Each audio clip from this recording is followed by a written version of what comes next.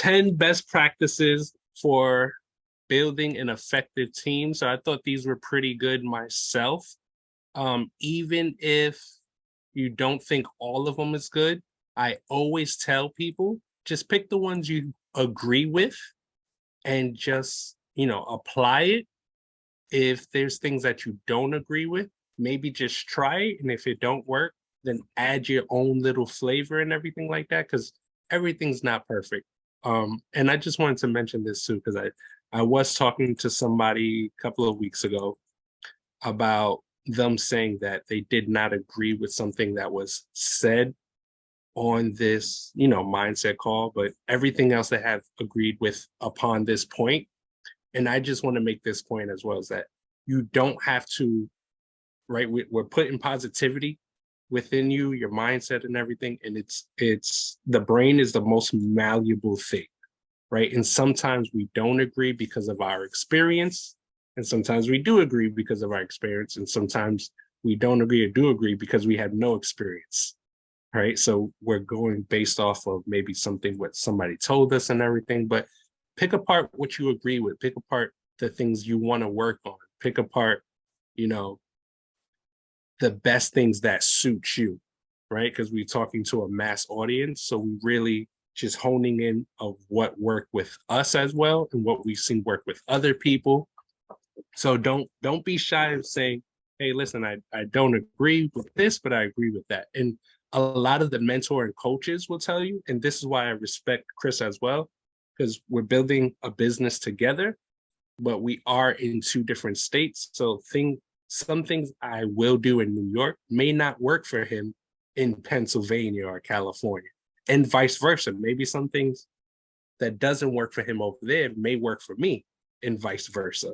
So don't be scared to, try things out, but don't be scared as putting your own flavor and twist to different things. All right. So I just wanted to lead with that. That was on my mind and on my heart. So the 10 best practices for an effective team building, right? So we'll jump down straight to number one. Establish trust. The foundation of any lasting relationship, professional or personal, is trust. In a professional setting, team members have to know others will deliver on promises, support shared goals, pitch in during challenging times, and maintain open communication. Doing so often requires making yourself vulnerable, right? Making yourself vulnerable. That's where the isolation comes, right? We don't like to show our vulnerability, and not trying to come across as perfect or putting on a show to guard against people, getting to know the real you. Strengthen the team bond by placing your trust in team members and trusting them to do the same. Second thing, understand yourself. Achieving self-awareness about your strengths, limitations, motivations, and tendencies will help you contribute most effectively to the team. It lays the groundwork for taking on tasks for which you are best suited and eliminating behaviors that hinder achieving shared goals. 3, understand others. Just as you have a personal work style, right? I just mentioned that, how you work differently than other people. So does anyone on your team. Instead of expecting others to operate according to your style, seek awareness of their strengths and limitations. By learning about each other's intrinsic motivations and work styles, team members can understand why people do what they do and reduce unproductive conflict. Just expanding upon this as well. Think about like when you work for those who have kids or have a loved one or your family or anything like that. Think about them, right? We know their limitations, their weaknesses, so we ask them to do things in their strengths and stuff like that. So when it comes to the workplace as well or business, think about the same thing. We can't expect everybody to be as perfect as we are in certain areas. So don't expect that from them, but really learn their limitations and their strengths and play to their strengths as well. So this way, the business, the teamwork, the cooking, right? You're not going to tell somebody to cook and they suck at cooking when they're best at cleaning, right? So make sure you know the roles of those people. Oh, look, and that which brings me number 4, right? Define roles. It takes different types of personalities to make a team run effectively. Some people are better communicators, some have brighter ideas, and some are more efficient and organized. By defining responsibilities beyond specific tasks and thinking about team roles holistically, a team can maximize the talents of the individual members while forming a single entity with the power to achieve great things. 5, set ground rules. As a group, you understand team strengths as well as potential pitfalls based on the mix of personalities and work styles. Rules may relate to how members communicate, how they establish and meet deadlines, and how they handle obstacles. With ground rules in place, members better understand how to navigate challenges and accountability.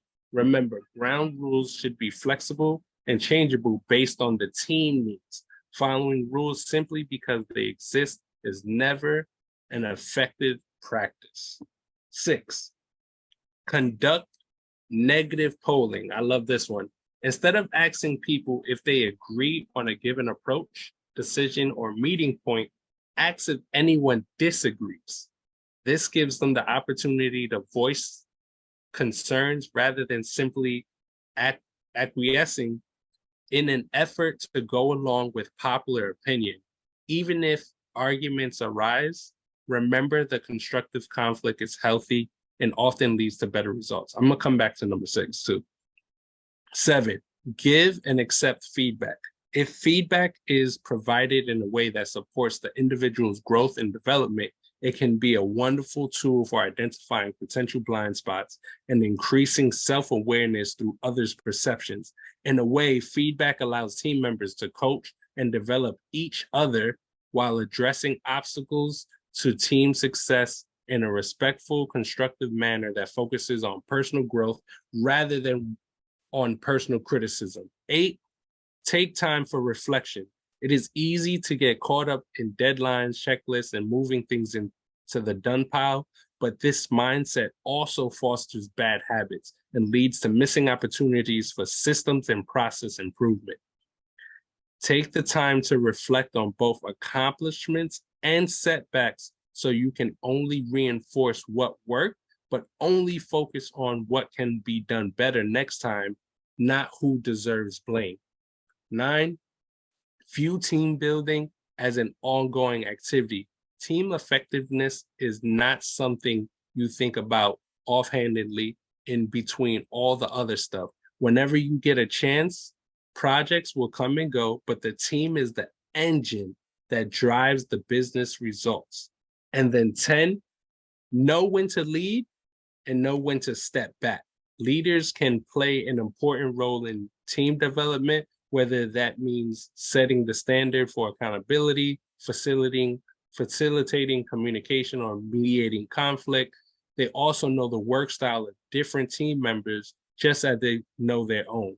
But it's important that leaders' strengths and limitations are on the table alongside everyone else's, and that are open to improving their contributions and increasing self-awareness. In the end, team members will only be as committed to team development as their leader. A truly effective leader does not try to take over, make assumptions on behalf of the other team members, or micromanage their contributions. Doing so defeats the value of the flat cross-functional structure.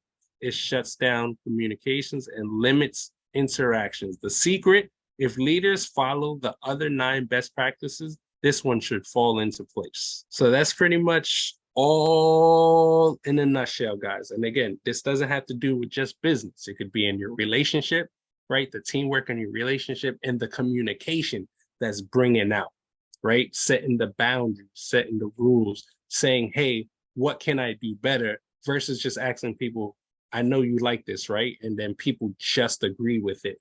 Knowing people's limitations, knowing where their strengths play, right? In your child, in the team you're building at.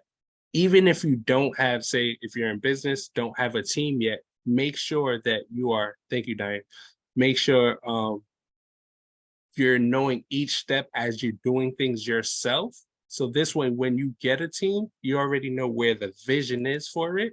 So this way they get 10 steps ahead, and make sure you find somebody who has the strength within those different tasks or projects. And just like they said before, it's not only just about getting to the finish line with different project tasks or anything like that, but it's about the teamwork, because they are the engine, right?